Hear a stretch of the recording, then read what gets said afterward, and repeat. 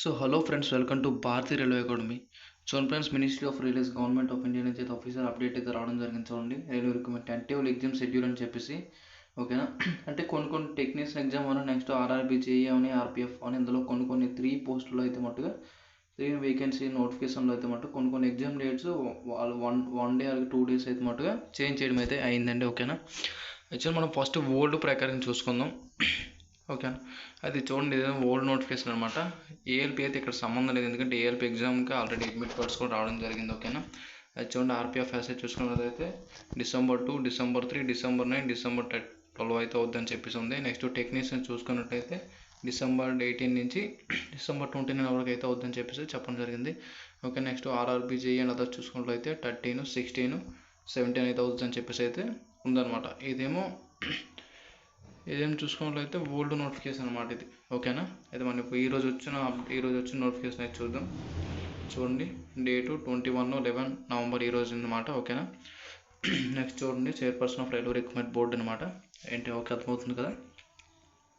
చూడండి friends, next చూసుకోవట్లయితే further notice of the November 1 అయితే వచ్చింది. దాని తర్వాత అనమాట రివిజన్ టెంటేబుల్ ఎగ్జామ్ క్యాలెండర్ అయితే రివిజన్ మోడిఫై చేయడం జరిగిందనమాట. ఓకేనా, అది చూడండి అమ్మ, చూసుకున్నట్లయితే ఇక్కడ ఆర్పిఎఫ్ ఎస్ఐలో చూసుకున్నట్లయితే December 2, December 3, ఇక్కడ చూసుకున్నట్లయితే December 13 అయితే కొత్తగా అనేది యాడ్ అవ్వడం జరిగింది.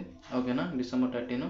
నెక్స్ట్ జేఈలో చూసుకున్నట్లయితే అక్కడ ఏం చూసుకున్న 13 నుంచి అది ఎగ్జామ్ ఉండేది అనమాట. ఫస్ట్ అదనేది 16, నెక్స్ట్ 17, 18 అయితే అవ్వడం జరిగింది.